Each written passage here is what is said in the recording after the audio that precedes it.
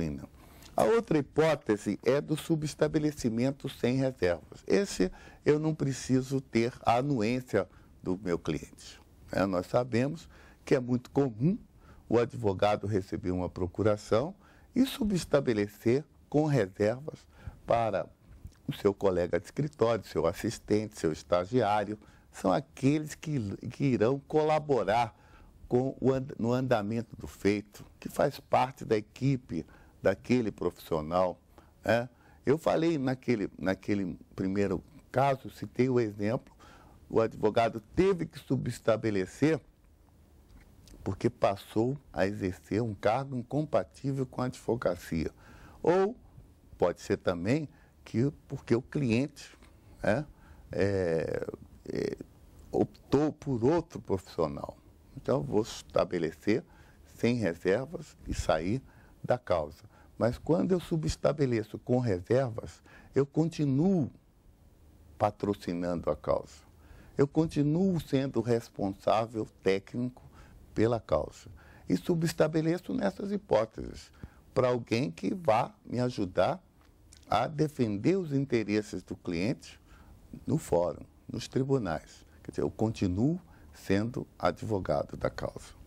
Mas eu abro um parêntese também para falar sobre o Instituto da Renúncia. Nós sabemos que o advogado não pode, ele não é prisioneiro da causa. E quando é que eu posso renunciar à causa? Eu posso renunciar por vários motivos. Por exemplo, quando o cliente não é digno do meu patrocínio. Quando ele passa a ter uma atitude que ele me prejudica profissionalmente, a minha reputação profissional. Então, nesse caso, eu devo renunciar à causa. Ou então, quando eu sentir que eu perdi a confiança do cliente, ele não confia mais no meu trabalho. Então, nesse caso, eu devo renunciar à causa, me afastar definitivamente. E o que diz o nosso Código de Ética? Devo fazer uma prestação de contas do mandato e renunciar à causa. E a renúncia está disciplinada no artigo 45 do Código de Processo Civil.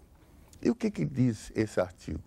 Diz que o advogado que renunciar à causa deve cientificar o cliente que o fez e permanecer atuando no feito nos 10 dias seguintes à intimação do cliente.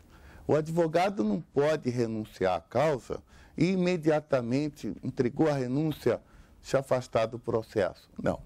Ele é obrigado a atender o cliente nos 10 dias seguintes à intimação do mesmo para que contrate um sucessor. Então, essa questão da renúncia, basta fazer uma cartinha, uma carta, mandar por AR, e se o cliente não receber, é recomendável que se envie novamente através do cartório de títulos e documentos, ou então, com a certeza do recebimento, mediante recibo do cliente, você pode renunciar a essa causa cientificando-o desta forma. Outra situação que podemos nos encontrar é a questão da revogação. Quando é que se revoga o mandato? E como é feita essa revogação? A revogação, via de regra, é feita quando o advogado perde a confiança do cliente, começa a praticar atos que causam preocupação ao cliente, abandona o feito.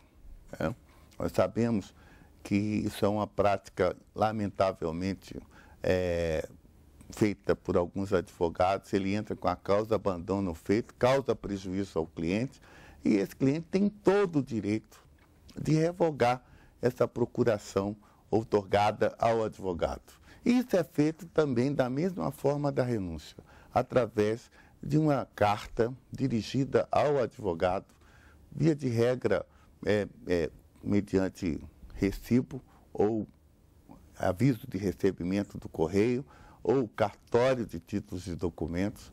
Eu envio essa carta ao advogado, ele assina e imediatamente após essa assinatura eu posso juntar uma nova procuração, constituir um novo advogado para prosseguir aquela causa, aquela demanda que eu contratei o advogado revogado para cuidar dos interesses do cliente. Enfim, nós temos aí o Instituto da Revogação, que deve ser de iniciativa do cliente. O que nós não podemos fazer é assinar uma revogação de um advogado. Fica parecendo, se eu assim proceder, que eu estou, na verdade, querendo tomar o cliente daquele colega que eu subscrevi um pedido de revogação. Eu destacaria e recomendaria que a revogação deva ser ato praticado pelo cliente, por quem contratou os serviços profissionais. Nunca um advogado apareça nessa revogação para não dar, eu conheço casos, para não dar margem a esse entendimento de que ele esteja tomando o cliente do colega. Eu costumo dizer isso porque vejo muitas representações contra colegas que subscrevem revogação e o advogado que recebeu essa notificação entra com a representação na ordem contra aquele que assinou a revogação por entender que ele está interferindo na causa. Meus amigos, eu espero que essas considerações iniciais, que fui incumbido de conversar com vocês, algumas dicas no início desse relacionamento entre advogado e cliente, possa servir para alguma coisa. Eu só quero dizer uma coisa, que o advogado cuida dos interesses mais importantes do cidadão, que é a liberdade e o patrimônio.